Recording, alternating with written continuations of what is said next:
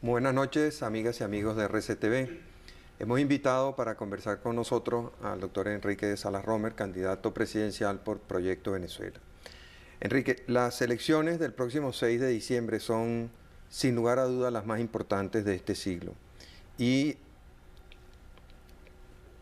el país va a cambiar completamente después de esas elecciones. A mí me ha llamado la atención que, a pesar de las grandes diferencias que existen entre el teniente coronel Hugo Chávez Frías y tú, sin embargo, la agenda ha girado sobre los mismos temas.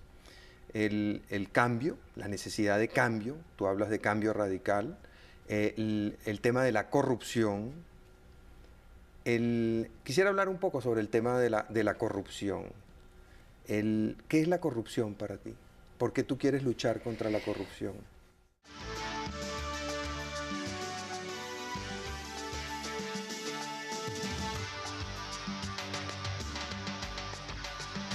Mira, no es que quiero luchar, Marcel, buenas noches. Es que yo he luchado contra la corrupción desde hace muchos años. La diferencia es que no lo he hecho con las balas, sino con los votos. Hoy se están cumpliendo 9 años del día en que logramos, con la ayuda de mucha gente, destronar la peor de las mafias políticas que ha conocido Venezuela. Y desde ese momento se inició un proceso de depuración que tuvo quizás un momento más importante un día del mes de agosto, cuando después de haber perdido 6 policías sin que se lograra ultimar siquiera a un delincuente, decidí depurar la policía de Carabobo y en un día despedí una cuarta parte de la fuerza policial, 400 oficiales y agentes, porque ahí se traficaba con drogas, con presos, con armamento. ¿Tú Y crees que eso nadie que es estaba responsable. ocurriendo en Carabobo ha venido ocurriendo en todo el país? Es que no era solamente la policía, habían anclajes vinculados a fiscales del Ministerio Público, a jueces, a la PTJ, eso existía. Y la razón por la cual se tiene éxito más adelante, el 4 de febrero, es porque desde el comienzo del 91 yo comencé a detectar los elementos subversivos y incluso llamé al DIM en aquella oportunidad para que actuara. Y me comprobaron, me confirmaron que yo tenía razón, de que había algo andando. Sin embargo, aquello se tapó. ¿Por qué se tapó? Porque era una época en que todos los cuerpos policiales e incluso los servicios de inteligencia militar tenían temor de actuar cuando se presumía o se sabía que la persona involucrada tenía algún vínculo político con aquellos que habían o manejaban pues los resortes de poder en el país. Yo creo que el único elemento positivo que sale del 4 de febrero es que la gente se dio cuenta de que la seguridad del país y la democracia misma estaba en peligro, y a partir de ese momento comenzaron la gente a trabajar con seriedad sin fijarse tanto en el qué dirán o quién podrá influir en una cosa u otra. ¿Qué es la corrupción para ti? ¿Por qué tú quieres luchar contra la corrupción? ¿Cuál es la corrupción contra la que tú vas a luchar? Mira, la corrupción que es más evidente es el robo de dinero, ¿no? Pero esa no es la más común. Corrupción, incursión, incluso llamar corrupto a la mayoría de los venezolanos, como dicen algunos. Es como taparnos a todos o cubrirnos todos de un manto de corrupción para que no respondan aquellos que realmente son delincuentes. Pero corrupción significa cobrar dinero sin trabajar. Corrupción implica no atender habilidades, no respetar al ciudadano en sus necesidades, es despilfarrar dinero, no utilizarlo con eficiencia, desviar dinero que puede ser utilizado, por ejemplo, para mejorar nuestros hospitales o para llevar medicina a los enfermos o para construir brucales, aceras, cloacas, calles, y utilizarlo para mantener una clientela partidista cautiva, de manera que se le pueda descontar un 10% de su sueldo para financiar actividades partidistas. Todo eso es corrupción y todo eso yo lo acabé. Por eso yo no era el favorito de los cogollos partidistas de Caracas. No porque ellos estuvieran directamente involucrados en aquello, sino porque yo estaba rompiendo con un estilo de hacer política que se había hecho costumbre en el país. Por ejemplo, en Carabobo había un famoso Club Cultura y le quitaban un 10% del sueldo a todos, incluyendo a los policías, que para aquella época ganaban solo 4.000 bolívares mensuales. ¿Y qué hacían con eso? Era para financiar las actividades partidistas del grupo que en aquel momento dominaba el partido al cual yo me enfrenté. Pero yo hago una excepción, porque, por ejemplo, Carabobo era un estado adeco, y yo gané y derroté esa mafia con la ayuda de los adecos. Y por eso crecimos, porque abrimos espacio para que todo... Eso fue lo que pasó en Bolívar cuando Andrés Velázquez ganó exactamente también. lo mismo que ocurrió en Bolívar en lucha. Hubo una lucha doble, porque había la lucha, el triunfo de Andrés Velázquez sobre el grupo, lo que llamaban el grupo del Chinolí, que estaba muy vinculado a los Chelis, como estaba vinculado, entiendo, que a Villasmil en Coro, a los llamados bachacos del Zulia.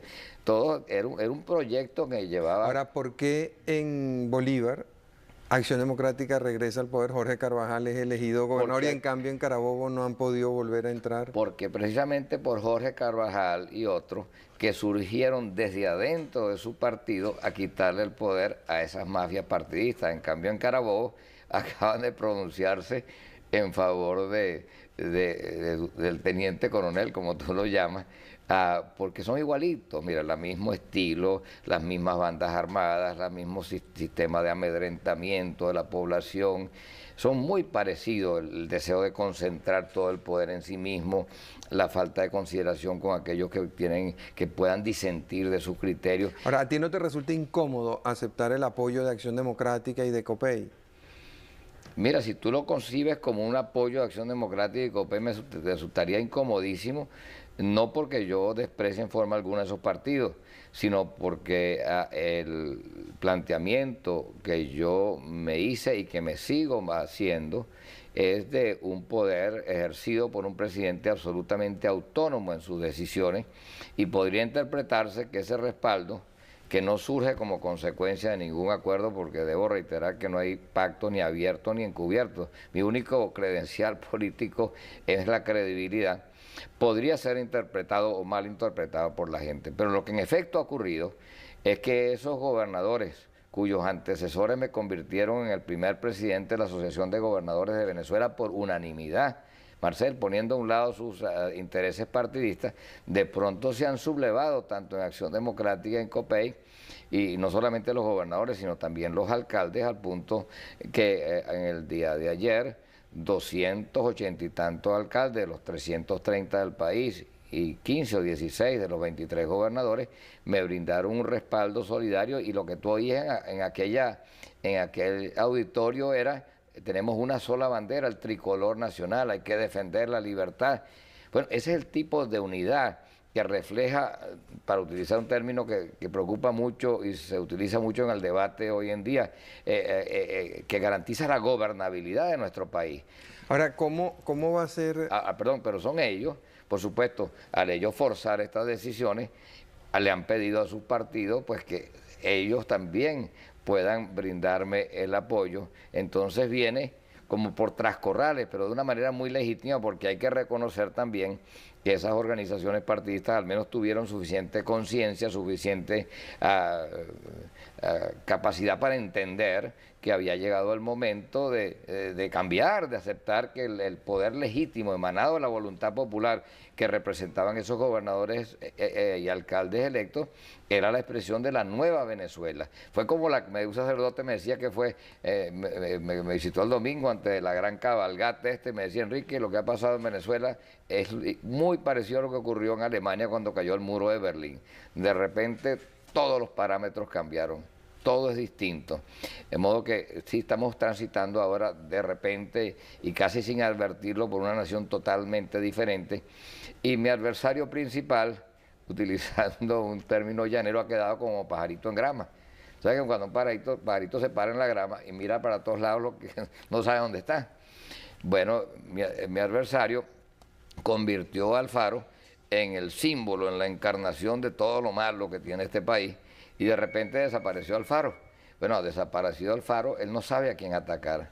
Me recuerda un poco la confusión del expresidente Bush cuando desaparece la Unión Soviética y él no tenía adversario y su discurso se agotó. Eso es lo que le ha pasado a este señor, y por eso su discurso cada día anoche estuvo violentísimo. Mucha gente asustada por la violencia que expresó ante aquella concurrencia, por cierto, no muy grande, pero que en todo caso vino a brindarle su respaldo.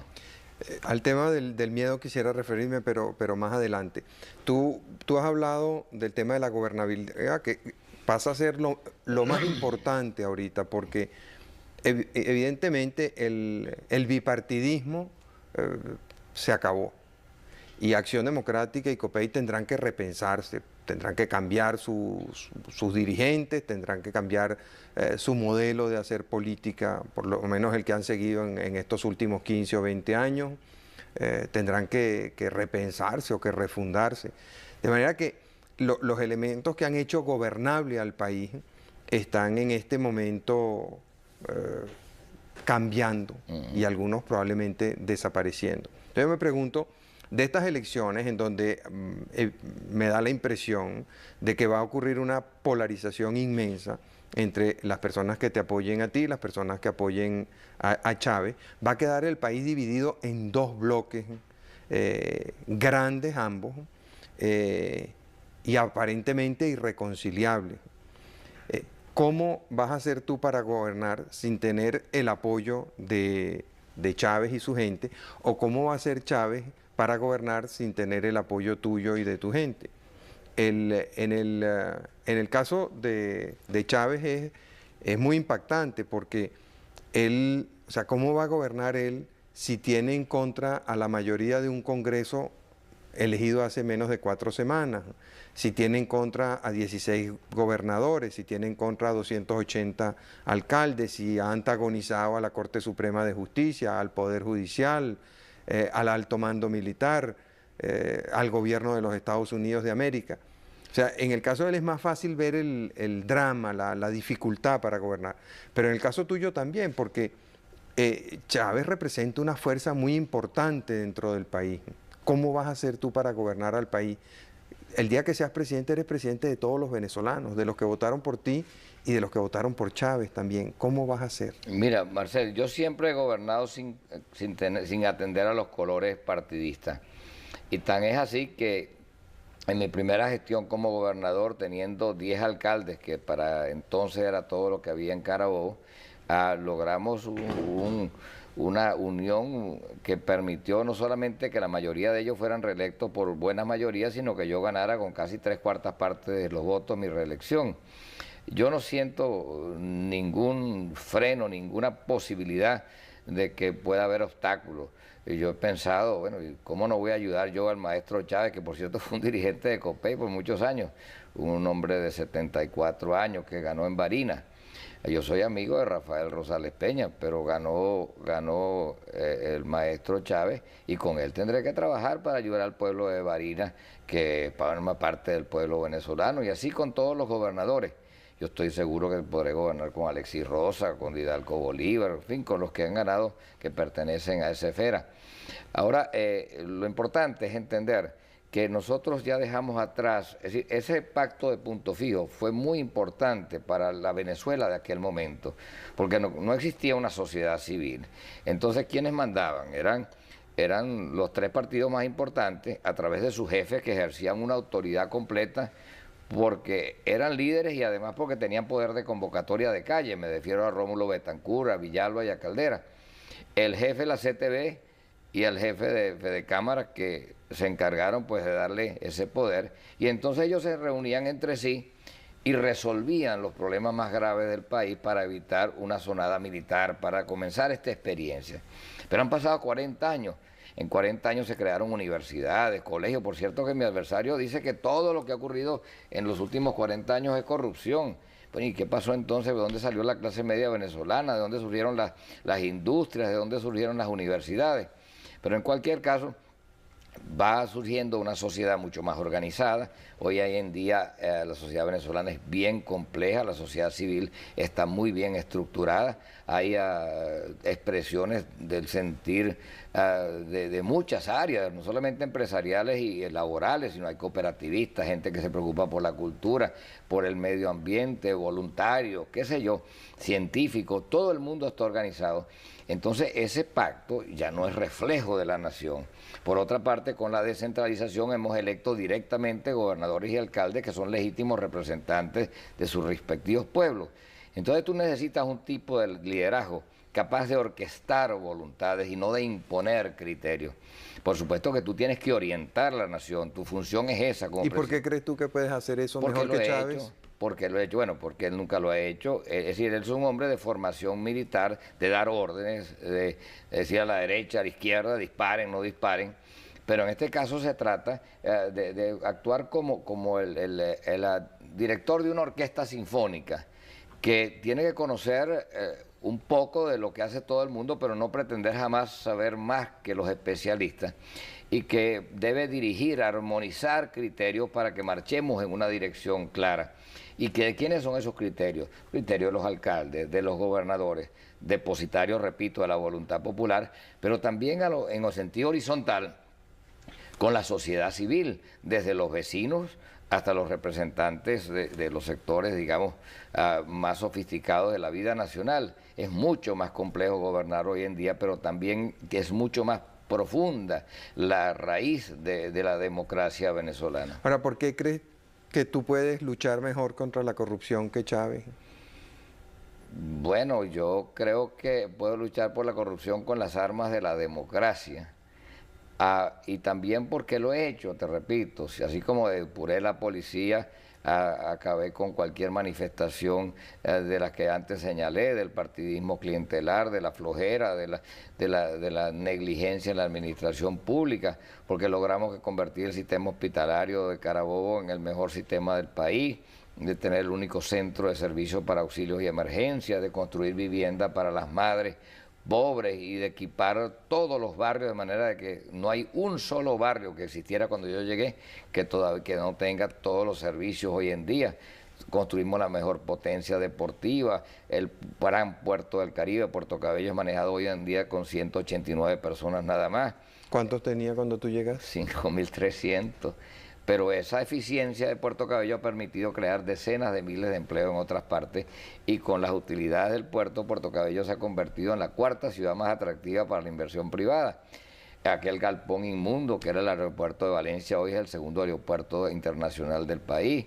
La mejor red de autopistas y carreteras está en Carabobo. Yo no te estoy hablando no me la estoy echando, porque hay otros estados que también han hecho avances. Pero lo que sí trato de explicar es que eso fue posible porque despartidizamos para que el gobierno fuera para todos y para que pudiesen integrarse a nosotros gente capaz, con capacidad gerencial, con vocación de servicio, con talento, con capacidad. Y también porque con la descentralización acercamos el poder al pueblo. La gran revolución que está ocurriendo en Venezuela nace del hecho de que la descentralización le ha quitado poder a las roscas políticas que antes dominaron totalmente el escenario nacional y ha acercado ese poder al ciudadano. Y ahora el ciudadano, con ese poder en sus manos, elige sus gobernadores, elige sus alcaldes, que aun cuando por supuesto tienen que actuar bien porque responden y tienen que responder a esos ciudadanos, son la expresión legítima de un poder arraigado en el vecino y no de un poder que se domina desde las élites de poder. ¿Y tú crees que por eso es que los alcaldes y los gobernadores de Acción Democrática y COPEI insurgen contra los cogollos de esos partidos? Es que no, insurgen contra las decisiones, no es una cuestión de carácter personal, es un cambio. Yo no creo que nadie se siente derrotado en este momento, simplemente se abrieron las compuertas. Bueno, tú ves con lo que ocurrió en Acción Democrática. A mí me parece una cosa asombrosa que hayan ¿cómo llaman eso? Expulsado a Luis Alfaro Usero, que hasta ayer era el caudillo de esa organización, y con quien yo pues, paso tenía una relación cordial, aunque él dice que no me conoce. Como que no era recíproca, te iba a decir, porque la guerra sucia contra ti, quien más la dirigió fue él. Muy dura, pero mi actuación en política, es decir, cuando uno está en esta batalla, uno tiene que, esta es una batalla, sin sangre, pero una batalla, y uno no puede esperar que la gente no le dispare, ¿no? Uno de los temas que ha estado también muy presente en la campaña, de una manera directa, algunas veces, de una manera indirecta, otra, es el tema del patriotismo. Si uno, en el discurso de Chávez, la patria, y el patriotismo está continuamente presente y él cita mucho pensamientos del Libertador. Y siempre está latente pues esa idea de la patria, la grandeza de la patria. En Proyecto Venezuela, aunque es menos obvio, también uno ve lo mismo, pues la simbología. El proyecto se llama Venezuela, no se llama partido tal o partido cual, sino Proyecto Venezuela. Los colores son los más parecidos a la bandera nacional que permite la ley, la simbología del caballo y sobre todo el caballo blanco, la evocación de Carabobo y de la gesta independentista. ¿Qué es la patria para ti? El sol que brilló, según los poetas, sobre la batalla de Carabobo. Sí, yo creo que hay un renacer del sentimiento nacional. Parte del proceso de la globalización nos lleva, por razones existenciales, a afincarnos en nuestro sentido de identidad, y eso, por supuesto, está patente en la descentralización en cuanto buscamos nuestras querencias prístinas, nuestro apego a la patria chica, pero también en cuanto significa darle valor a nuestra nacionalidad. Pero hay una gran diferencia entre nosotros. Para mi adversario, el patriotismo significa tomar las armas. Por eso a mí me ha extrañado mucho que él se pasee como reina de belleza y nunca se monte en un caballo siendo llanero, ¿no? Pero bueno, son cosas que la sociología las tendrá que interpretar. Pero él la interpreta desde un punto de vista estrictamente militar y repite algunas frases del Libertador. Y por cierto, la pregunta tuya me hace recordar una frase de Noemí Sanín, que fue embajadora de Colombia acá, y cuando, siendo ella canciller de la República Colombiana, yo la visité en mi condición de presidente de la Asociación de Gobernadores de Venezuela.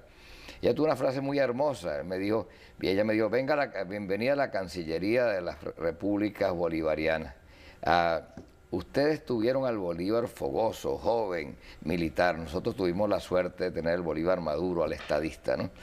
Y es que Bolívar no solamente fue un guerrero, Bolívar fue un hombre de pensamiento, muy adelantado a su época, un estadista, un hombre que comprendió la significación de la causa de la independencia, fue el protagonista fundamental de la gesta más grande que ha conocido América y una de las más grandes que ha conocido la humanidad. El que llaneros nuestros, con sobrecabalgaduras criadas en nuestras grandes planicies, hayan librado y ganado batallas a 3.200 metros de altura en el Alto Perú. Es algo increíble, ¿no? En la historia de cualquier país. Y que todas estas naciones tengan en el punto de partida a un venezolano. Bolívar en Colombia, Juan José Flores en el Ecuador, Sucre en Bolivia. No en el Perú estrictamente comienza su vida republicana, pero sí Bolívar estuvo presente en el inicio de su realidad nacional y por supuesto Venezuela, José Antonio Páez.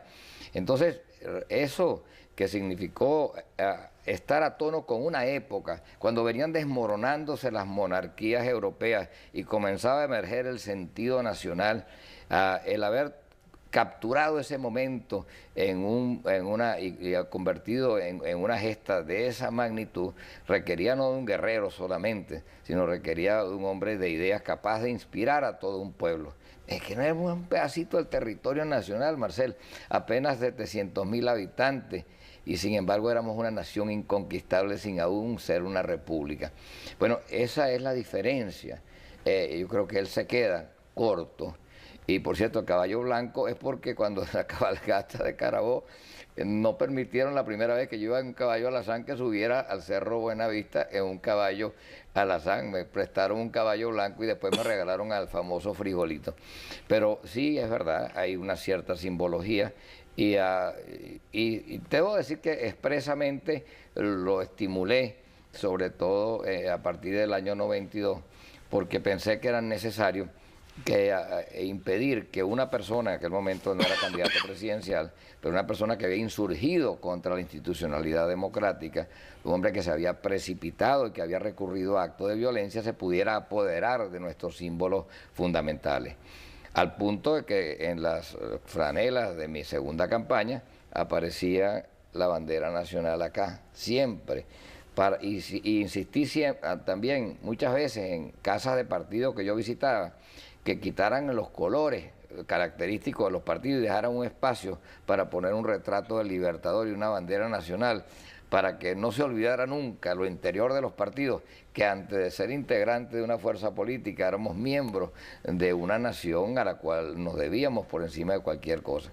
Pues son diferencias importantes, como es la diferencia entre su tendencia a la violencia y mi vocación democrática. Bolívar nunca quiso aceptar el mando. Fue presidente de la Gran Colombia a pesar de sí mismo. Casi nunca ejerció el poder, porque Bolívar lo que quería por encima de todas las cosas era consagrarse como libertador. Y yo veo que en la conducta de mi adversario no un deseo de liberar a nadie, mucho menos de atacar la corrupción, sino de tomar el poder por el poder mismo y en forma arbitraria imponérselo a los venezolanos. Manuel Caballero ha insistido mucho en que la conquista más importante de los venezolanos en el siglo XX ha sido la paz. Y yo creo que tiene razón. Y además es un logro del que los venezolanos debemos sentirnos muy orgullosos, porque es algo que en estos tiempos en que minimizamos todos nuestros logros y nos sentimos de lo peorcito que hay en el mundo, es importante destacar que Venezuela es el único país del mundo que en este siglo XX no ha tenido guerras ni revoluciones, que ha sido pacífico. Sin embargo, durante esta campaña electoral, por primera vez, por lo menos en el tiempo que yo tengo observando las campañas, uno ve que el sentimiento dominante en una parte importantísima de la población es el miedo a la violencia, el miedo al rompimiento de la paz social, el miedo a los enfrentamientos de todo tipo, políticos, militares, de clases sociales, de grupos, de regiones. ¿Qué nos puedes decir tú sobre eso?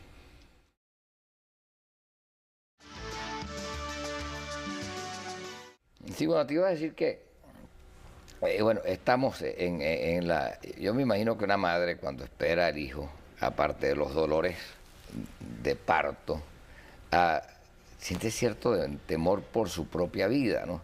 Y sin embargo, ella sigue adelante con un sueño por ver esa criatura que ha engendrado y que está a punto de nacer.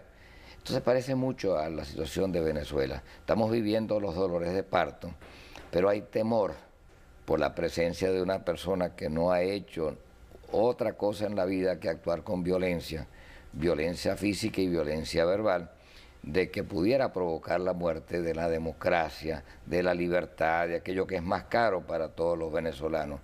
Y eso no es un simple temor.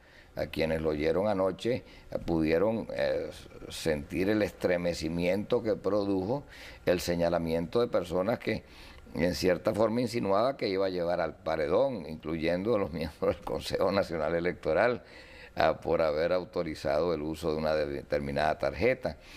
Esta tarde en Maracaibo señaló que si mi victoria se debe a las tarjetas de otras organizaciones políticas, él considera que es perfectamente legítimo que él llame al pueblo de Caracas a la calle y a las armas. Yo tengo evidencias de que han repartido armas, evidencias absolutamente confiables. Sin embargo, sí quiero aclarar algo para que no se sienta temor de ir a votar, que si hay algún problema eso será después del domingo, cuando se conozcan el resultado. Y espero yo que él tenga, que ha sido un general de las derrotas porque no ha ganado ninguna, sepa demostrar algún espíritu democrático pidiéndole a la gente que se tranquilice después de que se den los resultados definitivos. Pero él reconoció en una entrevista que transmitió CBS Telenoticias que si tú ganabas por un voto, él reconocería, bueno, no sé si por un voto o por 1%, sé que había un 1 de por medio, él reconocería tu triunfo. Pero ahí está el otro problema que tiene que ver con la corrupción o con la honestidad. Tú no puedes decir eso en CBS Televisión y luego de Maracaibo decir que tú vas a llamar al pueblo en la calle. Tú no puedes decir que tú estás luchando por los pobres y de repente te vistes en Clemens, vives en Valle Arriba y andas en un Mercedes-Benz. Es decir, hay contradicciones evidentes en el comportamiento de este hombre, que tiene perfecto derecho porque se le otorgaron por ley de aspirar a la presidencia de la República, pero que a mi juicio está engañando a la nación y además dividiéndolo cuando necesitamos una posición que sea capaz de unir a los venezolanos. Ahora, pues yo quiero decirte que independientemente de estas críticas que yo les tengo y que yo les observo, yo siento que mi mayor compromiso es con la unidad de todos los venezolanos y con erradicar ese partidismo enfermizo. Por cierto, sí hemos hecho una cosa bien importante. En las conversaciones privadas, muy breves, por cierto, con los gobernadores, nos hemos comprometido unos y otros en apoyarnos para acabar con esa enfermedad que es el partidismo clientelar, de que yo los pueda ayudar. Hay algunos gobernadores que de manera más cándida se han acercado a mí y me han dicho: Enrique, yo tengo ciertos problemas en el área administrativa, ¿tú crees que tu gente me podría ayudar? Y yo, por supuesto que sí. Pues aquí no podemos inventar la rueda. Si un gobernador hizo algo bueno en alguna parte, vamos a hacer especie de puente para que esas experiencias puedan ser aprovechadas. ¿Y tú Pero no en todo temes que el caso, país se esta te es pueda... parte de la lucha contra la corrupción. ¿Tú no temes que el país se te pueda convertir en 17 o en 23 países distintos? No, no más que un director de una orquesta sinfónica tiene unos 70, 80 miembros y todos actúan en armonía. Hay que tener un grado de madurez, que a lo mejor yo no lo tenía a una edad más temprana, ¿no? Para tú disfrutar cuando otros se crecen. Cuando tú estás compitiendo con otros y pensando que el éxito de otro de alguna manera perjudica tu propia posición, no tienes la capacidad para orquestar voluntades de una sociedad que ha logrado la madurez que tiene Venezuela.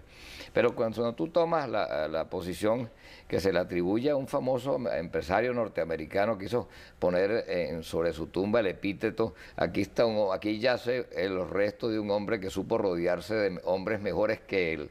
Cuando tú actúas con ese sentido, tú sabes que tu país te va a dar la talla.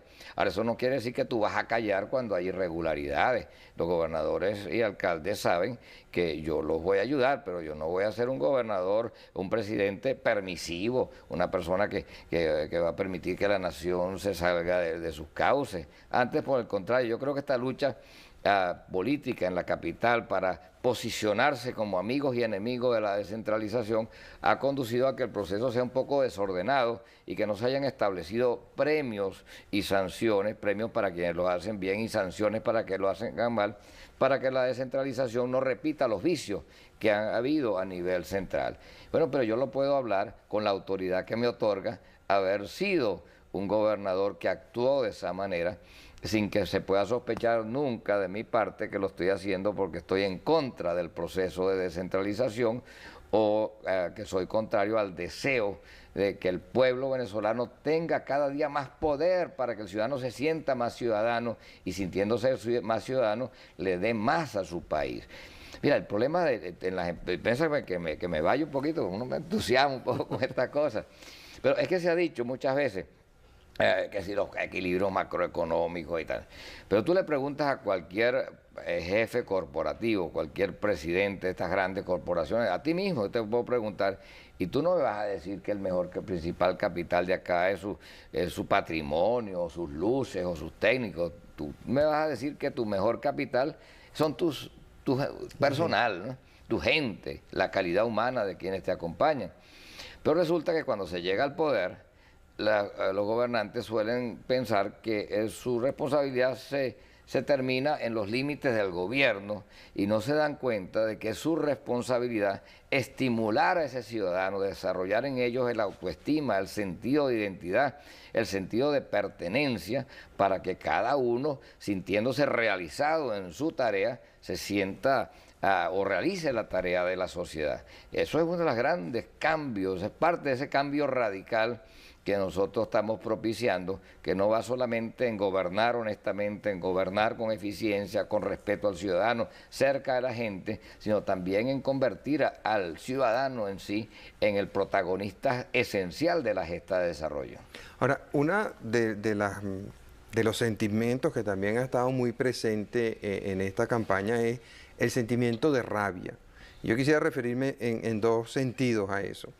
La gente siente, y yo creo que con mucha razón, que ha sido muy maltratada por los últimos gobiernos. Ha visto cómo su calidad de vida se ha deteriorado, su ingreso se ha deteriorado, su seguridad personal, la seguridad de su familia, la seguridad de sus bienes se ha deteriorado, la calidad de la comunidad donde él vive se ha deteriorado. Y eso le da rabia porque además piensa que él no tiene la culpa. O sea, ese venezolano o esa venezolana está trabajando igual o más que antes y sin embargo gana menos o el dinero que gana le sirve para comprar menos. No le alcanza.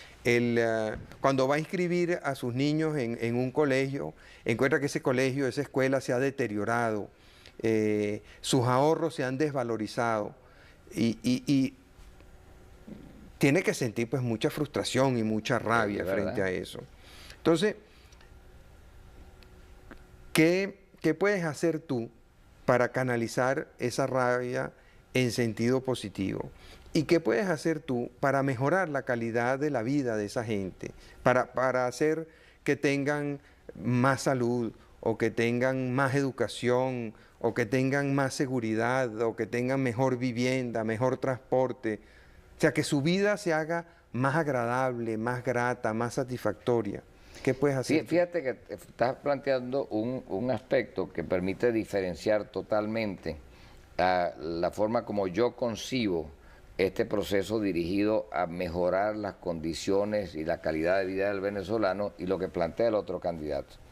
Para comenzar, el otro candidato genera violencia. La violencia crea incertidumbre. La incertidumbre ahuyenta como ya ha ahuyentado los capitales, genera desempleo. Al generar desempleo tienes más pobreza. Al tener más pobreza tienes más violencia, más delincuencia y aumenta la inseguridad.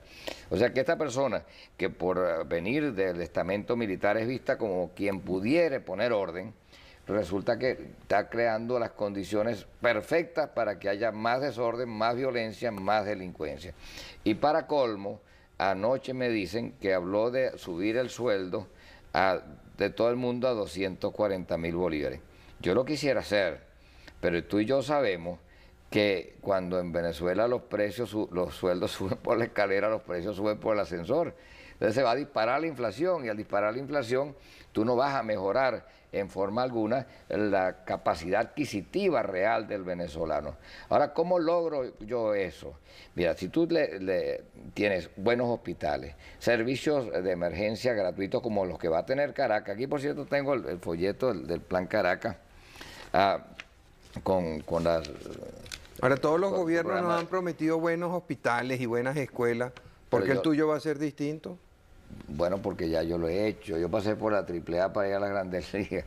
Marcel, mira, la mejor maternidad pública o privada de Venezuela la construí yo. Es la maternidad, le llaman maternidad del sur en Valencia. El Hospital Central de Valencia, yo lo convertí en la ciudad hospitalaria Enrique Tejera porque tiene varios hospitales. Y durante el gobierno de mi hijo, hace 6 meses, recibió la Cruz de Sanidad como reconocimiento del Ministerio de ser el mejor hospital público del país.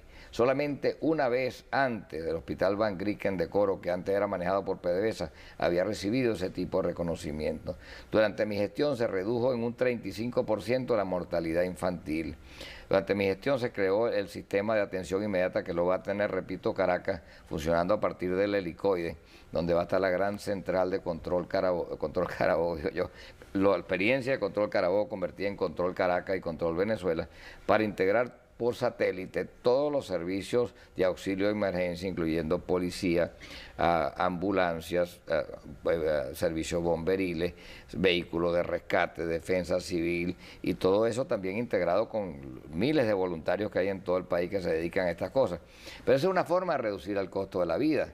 Cuando la persona está enferma y está hospitalizada, los medicamentos los provee como los debe proveer el hospital público. Ahora también si hay mejores escuelas públicas, podrán ¿Y cómo vas a hacer tú mejores escuelas públicas? ¿Qué más quisieran todos los presidentes que hemos tenido y sin embargo hemos visto cómo las escuelas han venido empeorando? Bueno, pero porque hay 100.000 niños ya en Carabobo. Y este es un programa que yo inicié, pero los méritos son de mi sucesor. a escuelas en vías de la excelencia donde los niños tienen 2 comidas diarias, aprenden computación, tienen deporte de forma obligatoria, están manejadas por las comunidades. Mira, si se puede hacer en Carabobo, ¿Cómo se puede hacer hiciste en con todo los Venezuela. gremios y los sindicatos? Mira, no han dicho ni pío, yo tengo unas relaciones cordiales. Mira, el secreto de todo esto es demostrar que las cosas sirven y las cosas funcionan. Si yo hubiera comenzado por tratar de arreglar todos los hospitales de Carabobo, hubiese tenido lo que tuve al comienzo, huelgas generales. Pero cuando se demostró que nosotros podíamos tener médicos, iguales que los médicos que estaban trabajando en el hospital, que trabajaban las 24 horas del día, que estaban pendientes de sus enfermos, que había un servicio de ambulancias eficiente, que atendíamos un paciente cada 4 minutos y medio. Ya llevamos 8 años atendiendo un promedio de 110 a 115 mil pacientes en forma gratuita. Ese ejemplo y la presión que estos médicos empezaron a ejercer sobre los centros de emergencia provocó un cambio cualitativo y regresó el sentido de responsabilidad que se había perdido no por culpa de los médicos, sino porque el médico, al no tener medicina, al no tener instrumentos, se fue haciendo sintiendo como impotente para salvar vidas y poniéndose un poco sin quererlo de espaldas a lo que es su vocación, la de sanar al enfermo. Entonces eso fue produciendo pues un cambio como en bola de nieve hasta que finalmente llegó a los hospitales se organizaron en red con los ambulatorios y comenzó a funcionar todo como un sistema integrado. Bueno, eso se va a lograr en todo Venezuela. Hay muy pocos hospitales del país que yo ya no haya recorrido. Durante esta campaña electoral he visitado casi todos los hospitales principales del país. Yo te puedo decir cómo funcionan los hospitales del Zulia, los de Trujillo, los de Mérida, los de Barinas, los hospitales de Apure, los hospitales de Aragua, los hospitales de todo el oriente del país. Nadie me puede meter cuentos. Y no le sorprenda a los señores directores de hospitales que yo me le escape a la casa militar de pronto y me aparezca a la hora menos imprevista en un hospital a ver si están funcionando, porque así manejo yo las cosas. La casa militar yo no sé qué va a hacer conmigo, pero a mí no me van a tener encerrado y amarrado para que yo no pueda descubrir.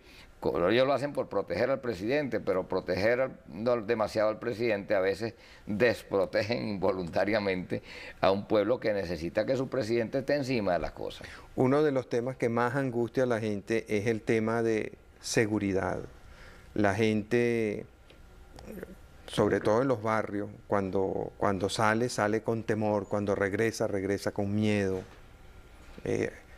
Continuamente son objeto de agresiones, de asaltos, de balaceras.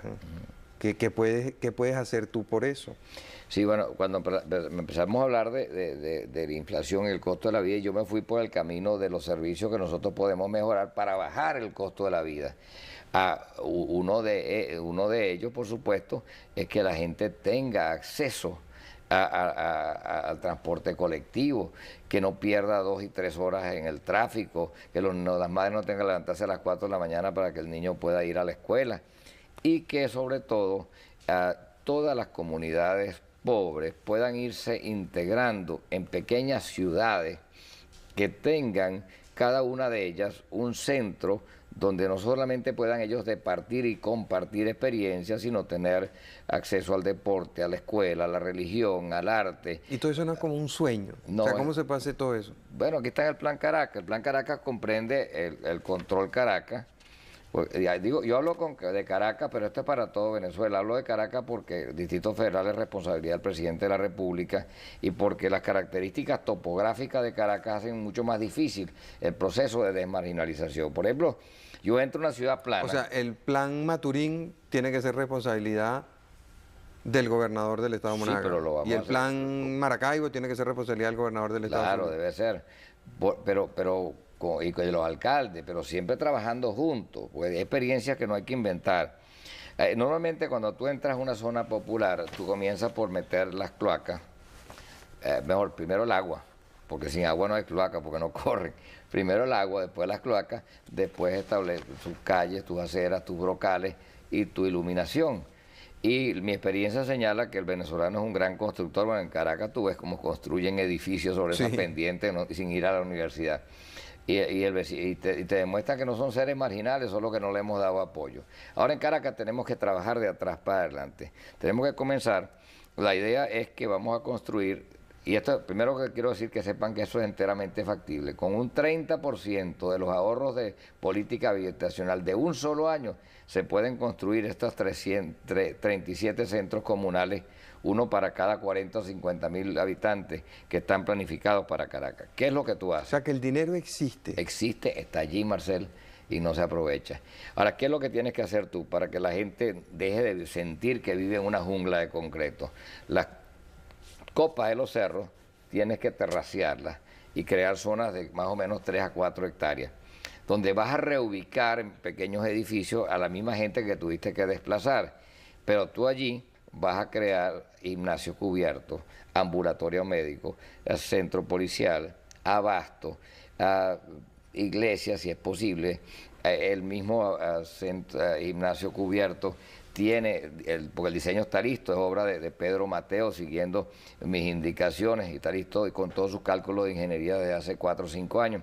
Tiene escenario para obras de arte. Hace 4 o 5 años que vienes pensando en ser presidente de Venezuela.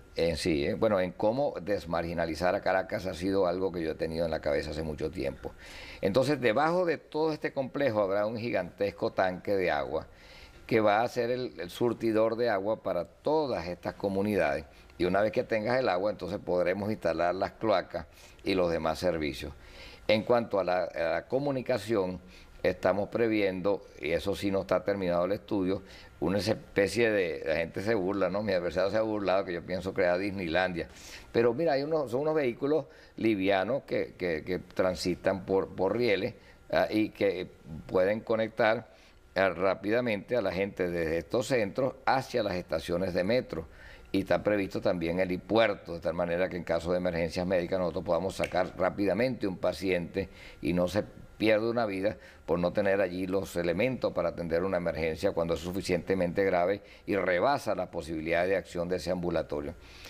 Esto está listo, Marcel. Lo único que falta, y ya hablé con Monseñor Velasco largamente sobre esta particular y con el nuncio apostólico, tengo que hablar con las Fuerzas Armadas, es llegar a crear unas comisiones que conjuntamente con los vecinos organizados, porque ellos tienen que ser los principales, nos ayuden a llevar esto adelante. Porque si el vecino me dice, mira, esto debe ir aquí y no aquí, yo le hago caso a la comunidad, porque esto tiene que ser un proceso de integración voluntario y no un proceso de imposición. Y allí también una diferencia entre mi estilo de gobernar y el estilo que puede tener una persona que dice que hemos perdido 40 años pensando que todos los venezolanos... ¿Tú no crees que los hemos perdido?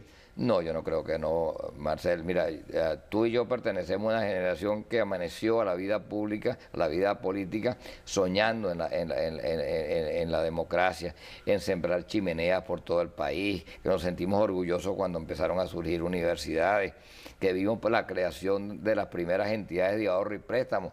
No teníamos real con que hacernos una casa, teníamos que esperar 20, 30 años a reunir realitos para poder hacerla de contado porque no existía nadie que te diera un préstamo. Bueno, eso la gente lo toma como descontado ahora, pero eso no existía y todo eso ha ocurrido durante el proceso democrático.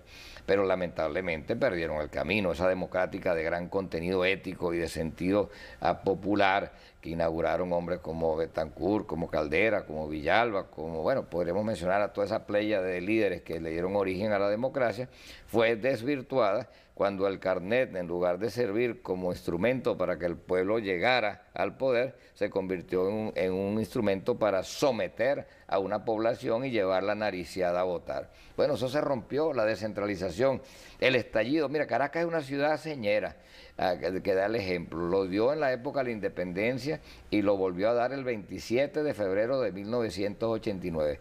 Ese estallido no tuvo líderes, no tuvo consigna, fue espantoso, hubo muertos, hubo saqueo, hubo muchas cosas malas. Se parece mucho, por cierto, a la toma de la Bastilla en 1789, que dio inicio a la Revolución Francesa.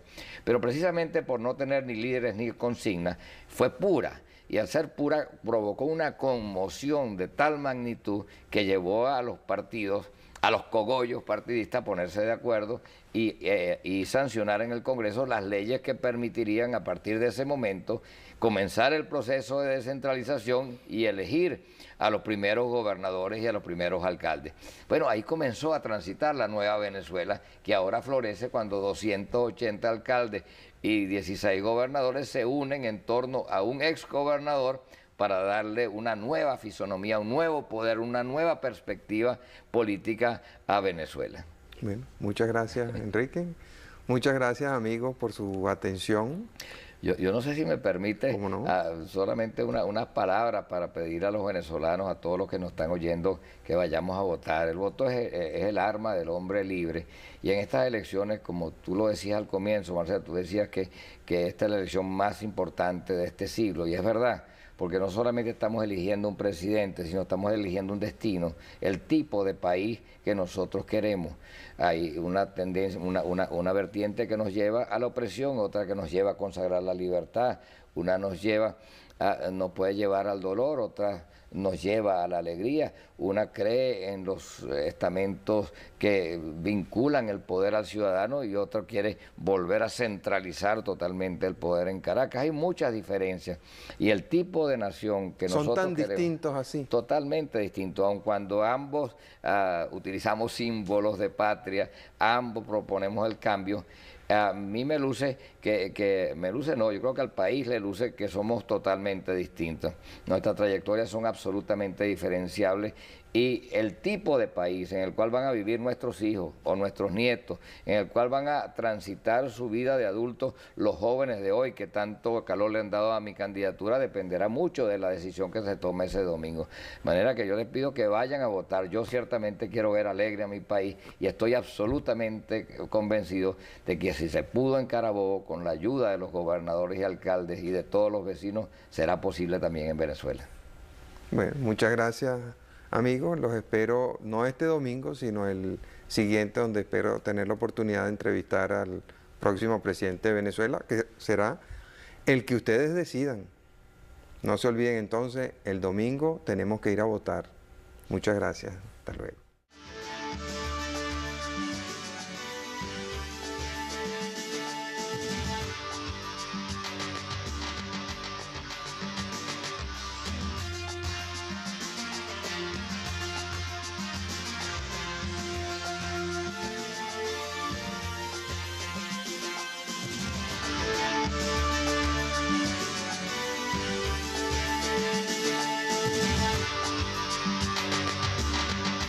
Corrupción contra la que tú vas a luchar. Mira, la corrupción que es más evidente es el robo de dinero, ¿no? Pero esa no es la más común. Corrupción, incursión, incluso llamar corrupto a la mayoría de los venezolanos, como dicen algunos. Es como taparnos a todos o cubrirnos todos de un manto de corrupción para que no respondan aquellos que realmente son delincuentes. Pero corrupción significa cobrar dinero sin trabajar. Corrupción implica no atender habilidades, no respetar al ciudadano en sus necesidades, es despilfarrar dinero, no utilizarlo con eficiencia, desviar dinero que puede ser utilizado, por ejemplo, para mejorar nuestros hospitales o para llevar medicina a los enfermos o para construir brucales, aceras, cloacas, calles y utilizarlo para mantener una clientela partidista cautiva, de manera que se le pueda descontar un 10% de su sueldo para financiar actividades partidistas. Todo eso es corrupción y todo eso yo lo acabé. Por eso yo no era el favorito de los cogollos partidistas de Caracas. No porque ellos estuvieran directamente involucrados en aquello, sino porque yo estaba rompiendo con un estilo de hacer política que se había hecho costumbre en el país. Por ejemplo, en Carabobo había un famoso Club Cultura y le quitaban un 10% del sueldo a todos, incluyendo a los policías, que para aquella época ganaban solo 4.000 bolívares mensuales. ¿Y qué hacían con eso? Era para financiar las actividades partidistas del grupo que en aquel momento dominaba el partido al cual yo me enfrenté. Pero yo hago una excepción, porque, por ejemplo, Carabobo era un estado adeco, y yo gané y derroté esa mafia con la ayuda de los adecos. Y por eso es la credibilidad. Podría ser interpretado o mal interpretado por la gente, pero lo que en efecto ha ocurrido es que esos gobernadores cuyos antecesores me convirtieron en el primer presidente de la Asociación de Gobernadores de Venezuela por unanimidad. Marcel, poniendo a un lado sus intereses partidistas, de pronto se han sublevado tanto en Acción Democrática en COPEI, y no solamente los gobernadores, sino también los alcaldes, al punto que en el día de ayer 280 y tantos alcaldes de los 330 del país y 15 o 16 de los 23 gobernadores me brindaron un respaldo solidario, y lo que tú oías en aquel auditorio era: tenemos una sola bandera, el tricolor nacional, hay que defender la libertad. Bueno, ese es el tipo de unidad que refleja, para utilizar un término que preocupa mucho y se utiliza mucho en el debate hoy en día, que garantiza la gobernabilidad de nuestro país. Ahora, ¿cómo va a ser? Perdón, pero son ellos, por supuesto, al ellos forzar estas decisiones, le han pedido a sus partidos pues que ellos también puedan brindarme el apoyo. Entonces viene como por trascorrales, pero de una manera muy legítima, porque hay que reconocer también que esas organizaciones partidistas al menos tuvieron suficiente conciencia, suficiente capacidad para entender que había llegado el momento de cambiar, de aceptar que el poder legítimo emanado de la voluntad popular que representaban esos gobernadores y alcaldes electos era la expresión de la nueva Venezuela. Fue como un sacerdote me decía que fue, me visitó el domingo antes de la gran cabalgata me decía: Enrique, crecimos porque abrimos espacio para que todo... Eso fue lo que pasó en Bolívar cuando Andrés Velázquez ganó. Exactamente también. Lo mismo que ocurrió en Bolívar hubo una lucha doble, porque había la lucha, el triunfo de Andrés Velázquez sobre lo que llamaban el grupo del Chinolí, que estaba muy vinculado a los Chelis, como estaba vinculado, entiendo, que a Villasmil en Coro, a los llamados bachacos del Zulia. Todo era un proyecto que llevaba... Ahora, ¿por qué en Bolívar Acción Democrática regresa al poder? Jorge Carvajal es elegido gobernador y en cambio en Carabobo no han podido volver a entrar. Porque precisamente por Jorge Carvajal y otros que surgieron desde adentro de su partido a quitarle el poder a esas mafias partidistas. En cambio en Carabobo acaban de pronunciarse en favor del teniente coronel, como tú lo llamas, porque son igualitos, mira, el mismo estilo, las mismas bandas armadas, el mismo sistema de amedrentamiento de la población. Son muy parecidos, el deseo de concentrar todo el poder en sí mismo, la falta de consideración con aquellos que puedan disentir de sus criterios. Ahora, ¿a ti no te resulta incómodo aceptar el apoyo de Acción Democrática y de COPEI? Mira, si tú lo concibes como un apoyo de Acción Democrática y COPEI, me resultaría incomodísimo, no porque yo desprecie en forma alguna esos partidos, sino porque el planteamiento que yo me hice y que me sigo haciendo es de un poder ejercido por un presidente absolutamente autónomo en sus decisiones, y podría interpretarse que ese respaldo, que no surge como consecuencia de ningún acuerdo, porque debo reiterar que no hay pacto ni abierto ni encubierto, mi único credencial político. Buenas noches, amigas y amigos de RCTV. Hemos invitado para conversar con nosotros al doctor Enrique de Salas Romer, candidato presidencial por Proyecto Venezuela. Enrique, las elecciones del próximo 6 de diciembre son, sin lugar a dudas, las más importantes de este siglo. Y el país va a cambiar completamente después de esas elecciones. A mí me ha llamado la atención que, a pesar de las grandes diferencias que existen entre el teniente coronel Hugo Chávez Frías y tú, sin embargo, la agenda ha girado sobre los mismos temas. El cambio, la necesidad de cambio, tú hablas de cambio radical, el tema de la corrupción. Quisiera hablar un poco sobre el tema de la corrupción. ¿Qué es la corrupción para ti? ¿Por qué tú quieres luchar contra la corrupción?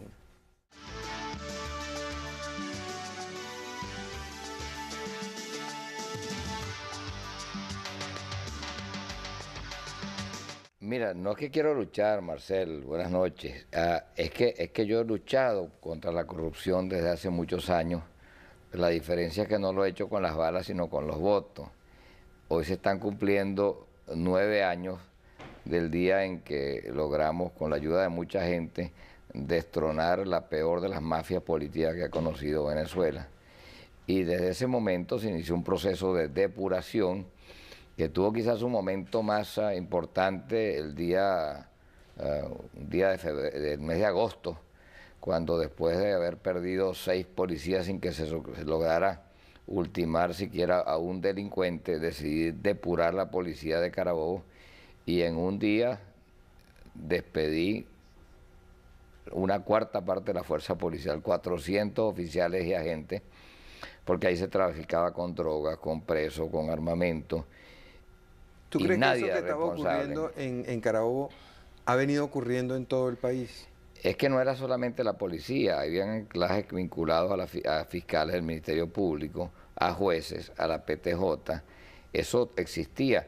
Y la razón por la cual se tiene éxito más adelante, el 4 de febrero, es porque desde el comienzo del 91 yo comencé a detectar los elementos subversivos y incluso llamé al DIM en aquella oportunidad para que actuara y me comprobaron, me confirmaron que yo tenía razón, de que había algo andando. Sin embargo, aquello se tapó.